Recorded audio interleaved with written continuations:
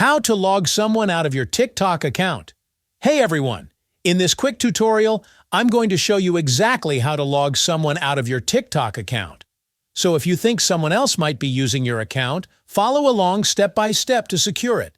Alright, let's dive in. First, open your TikTok app on your phone.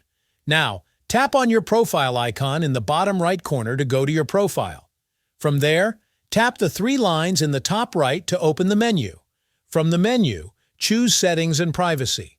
Then, under the Account section, tap Security and Permissions, then select Manage Devices. Here, you'll see a list of all devices currently logged into your account.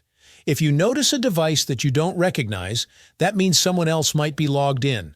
To remove them, just tap on that device and select Remove. That will log them out immediately. To make your account even safer, I recommend turning on two-step verification. This way, if anyone tries to log back in, TikTok will send a verification code to your phone, email, or authentication app, giving you an extra layer of security.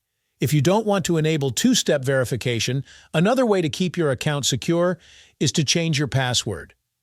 Go back to Settings and Privacy, tap Account, then tap Password. Now enter the code TikTok sends you and set a new password. This will prevent anyone who is logged in from accessing your account again. And that's it.